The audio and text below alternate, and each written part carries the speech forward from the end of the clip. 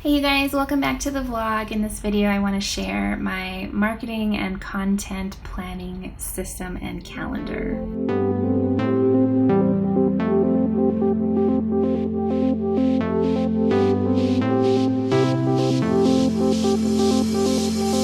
So this is a template that I actually found just doing a Google search for a free marketing calendar template for Google Sheets. I think it's from Smartsheet. You can still find it. I've gone back and found it in different years.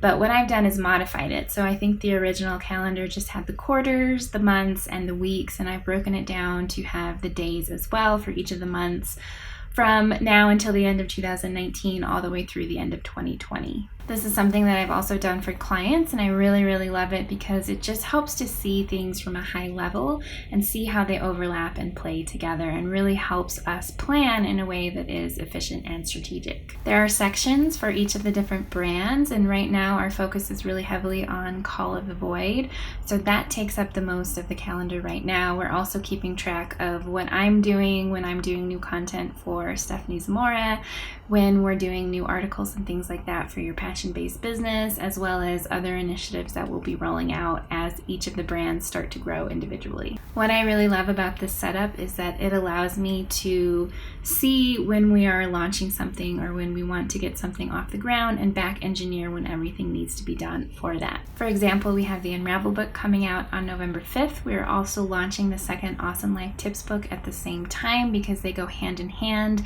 And to kind of generate a lot of buzz and excitement, we are also going to be launching a podcast. So knowing that all of those things are happening on the same date in November, we can start reverse engineering and go backwards and figure out, when do we need to have book covers designed? When are there editors involved? What is the pre-launch promotion, and what do we need to have done in advance of that? What does the new content need to be speaking to so that it leads into the next thing that we're promoting or putting out into the world? So it really just helps me see how everything overlays with everything else so that we can be really thoughtful and intentional with what we're putting out. I also decided to bring back the Journey Mapping Group Intensives. It's a virtual day where you'll be working with me and just a handful of other people to really look at what it is that you're trying to create, where you are in your life right now versus where you've come from, and what needs to be put in place for you to really make what it is that you desired, what it is you feel called to step into next, happen more quickly. So I have scheduled that group intensive for October 5th, and doing that was very strategic because I can see on the calendar that that's 1 month before the Unravel book launches, which means that we have all of September to do promotions, to do free trainings, to do things that lead into the group intensive without interrupting promotion for the book. So we're not ready to promote the book yet, other than what I've been sharing on social media, which is that I'm editing it, it's coming together, it's going into the hands of other people so that they can read and review it.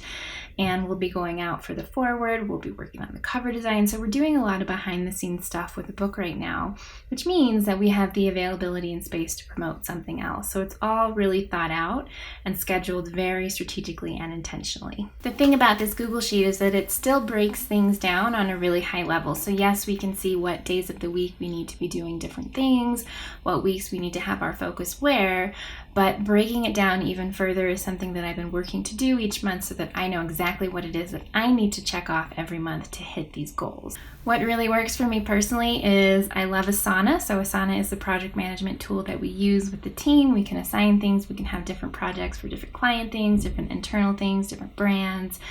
And I really love that as a high-level organization tool, and also breaking it down to the individual tasks.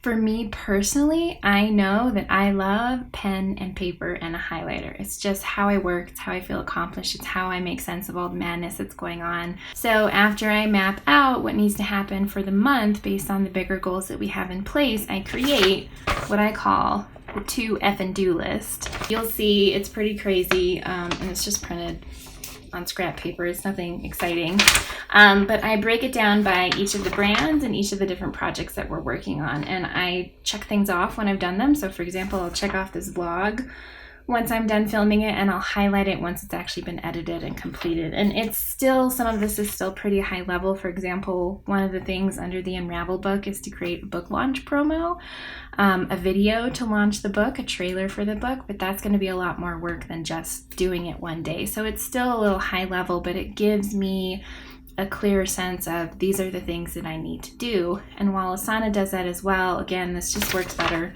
for my personality and how I work. And what I can do is see that when I have a free evening or a free weekend or a pocket of time where I'm not doing other things, I can look at this list and say, okay, I'm going to bang out some content for this. I'm going to put the page together for that. I'm going to put some things in motion that need to be done so that we can move forward and hit our targets. So I just use Google Sheets, Asana to track everything, and then I also print off a little to-do list for me that breaks everything down more specifically so that I can track it and check it off.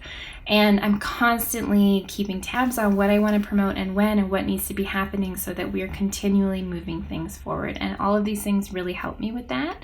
So I would recommend trying something similar, figuring out what works for you and what doesn't, but having a really clear plan in place of if we want to launch certain things on certain days, if you want to put something out, if you want to fill an event or have a training, whatever it is that you want to do, know when it is that you want to do it and reverse engineer the plan from there, and also find a way to see how it overlays with other things. So how does it overlay with your personal travel? How does it overlay with when your team is available or not available?